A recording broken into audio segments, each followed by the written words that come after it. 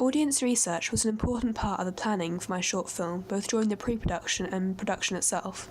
I was initially able to test my ideas out on my audience and later receive feedback on the work I had done in order to make it more appealing. The first audience research I conducted was secondary audience research, to find out about the general demographics and needs of those who would be likely to engage with a short film. I did this research on the internet as well as using the school resources. This was valuable because it enabled me to clarify what I wanted to learn from my own primary research, once I had a broader idea of the general audience. This secondary information was also undertaken on a much greater scale than I would be able to achieve, and helped to provide a bigger picture of the short film market. I found that film festivals attract people of a wide age group, and festival attendees are often well educated, with almost 80% being college graduates in the Sundance Film Festival in 2015. I also found that short films aren't distributed in the same way as feature films, and therefore they reach different audiences. Commonly, they are shown at film festivals, which suggests they are aimed at niche groups and possibly those who have a particular interest in art or film. Alternatively, many short films can be found online, and there is a wide audience for this. Again, it could be more artistically minded people who are drawn to search for this kind of product. However, short films appeal to a wide range of people when they can be easily accessed over the internet. Additionally, short films are tailored for the quick and fast-paced digital era, and people can watch them whenever they have time to spare. However, short films don't often attract mainstream audiences who are used to more conventional blockbusters of the romantic or action genre because they are much more experimental and individual. Short films are normally more imaginative and don't have to make sense in the same way as a major feature-length film, but just need to capture the viewer's attention with a catchy story or aesthetic photography. This information was valuable to me because it heightened my understanding of the conventions of short films and how this relates to the audiences. However, this information alone wouldn't have been enough for the planning stage of my short film, as it is not specific to the genre or style of the film I am making. After creating a mind map of ideas for my own film, I conducted some initial research to see what my potential audience thought of my ideas. This feedback gave me some thoughts about how to proceed with the planning and first drafts so that the final product could appeal to my audience. I conducted this information by asking structured questions in a questionnaire, and I then recorded the quantitative information in graphs to show the responses to the specific questions, as well as any further comments they had as qualitative data.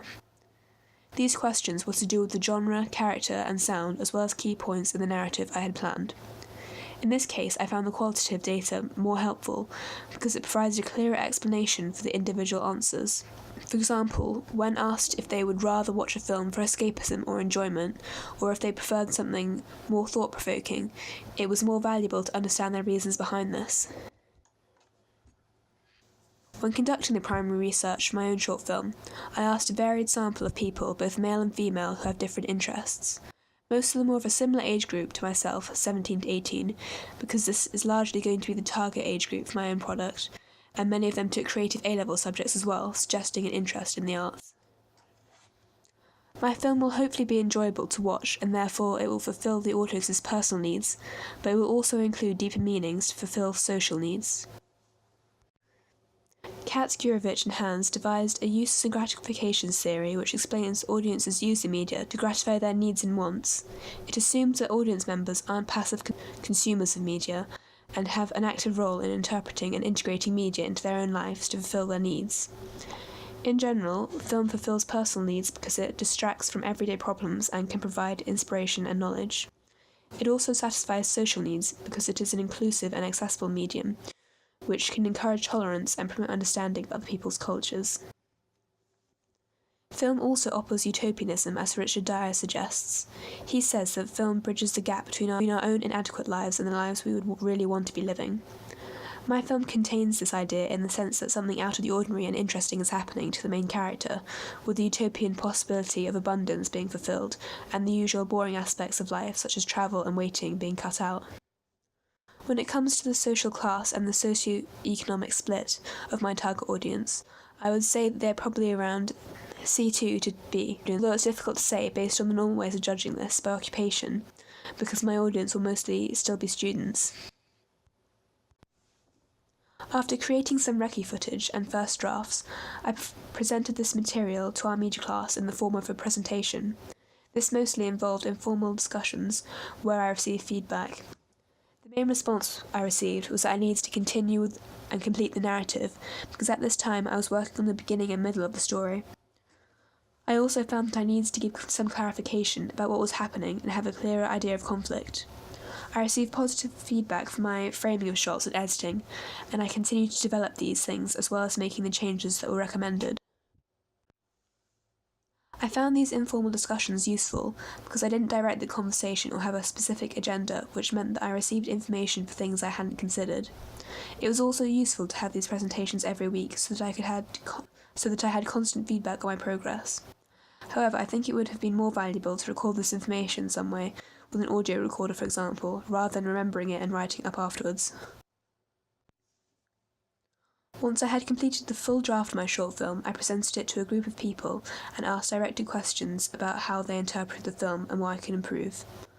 I wanted to find out if my audience was satisfied with the finished story and themes, or whether I needed to change the structure of the narrative to make it more interesting and clear. Significantly, I wanted to find out if the lack of dialogue and having only one character. Okay, so positive aspects of it. I liked the story. I thought it was really good. You could easily tell what was going on, and I think the way you edited it as well was really, really well done. And I think your shots were really good as well. I think the location you chose, especially at the beginning, was so the. Is it establishing shot at the beginning? You know, when you pan round when she was first walking was incredible. With the sea and everything, was so good. Amazing. Yeah, I agreed. It's the editing, when you were putting the different bags and parcels on the bed, it just really professional, and you could tell it was there was a moral to the story. It was easy to understand what's happening. Also, when she threw the box, that was really good editing. That was really cool. Yeah. I landed it open. Yeah. That was good. I was artistic. Yeah. Took quite a few attempts. So what could be improved? I think the sound levels needs to be, and I felt maybe this was just me, but I felt sometimes there was ambient sound and then sometimes there wasn't. So it was really obvious when it wasn't there. When the box shut. Yeah, when the box shut, it was really loud. Yeah, and then sometimes it sounded like it wasn't there. Yeah. So I think. When she was on the phone, you couldn't quite hear. What she was saying. Yeah. So do you think the lack of dialogue was okay, or do you think it could be improved by more introducing another character and more character interaction? I think that would help, but I don't know, because I think it's more around the box and the whole, because it's such a cool different concept. I think it's not that important, and you do have dialogue as it is.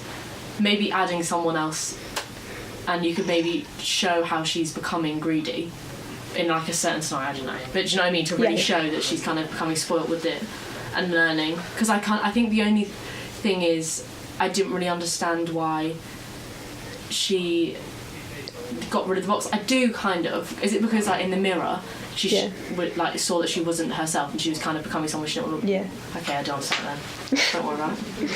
Okay. I kind of feel it would have made it a bit more interesting. It wasn't boring, but I just feel if you... I know what you mean. But then also, I don't really feel your story needs another character. So if you add another character, it might just make it a bit weird. It's not important, not needed. It's more about the story than the character. Yeah. Anyway, you don't really need to form an attachment to the character. It's more the box you have to understand. So. Okay. What do you think the main theme is being represented? Yeah. 100%. I think that's really, from the first minute, I could tell. As soon as the £10. Yeah. I think when this opened, you saw the £10 again. It's Okay, that's pretty much it. Just any more thoughts about the character, setting, anything, camera skills and stuff like that? I think your set, your choice of location and things are really, really well done. Yeah, good contrast to your house. Yeah. And your editing and stuff, it was really well done. And your use of the camera, it was really well. Everything was just really well done. Yeah, it was really enjoyable to watch. Job. That you understood. Yeah. Very good. Overall, my audience received my product as I hoped and expected, because they liked and understood the narrative as well as the deeper themes I was aiming to represent. I also received positive feedback for my editing and camera skills, which hopefully enhanced the entertainment for my audience while watching it. I also found that generally they didn't think the addition of a new character or dialogue was necessary, but the focus for improvements was on the sound and colour correction. This method of gaining audience feedback was, I think, one of the most effective methods, because I was able to receive responses to my specific questions, which helped me to move forward with the production. When it comes to Stuart Hall's theory of preferred readings, in a way my film could be considered quite vague, which means that it can be interpreted in different ways. Most people I interviewed read the film in the way I personally intended it to be seen, the preferred reading, but there were also some who interpreted aspects differently or didn't understand the character's actions at times, adopting a negotiated or oppositional reading. Short films are more individual, so I wouldn't consider it a negative that people got different messages from it at times, because it still suggests that it was thought-provoking.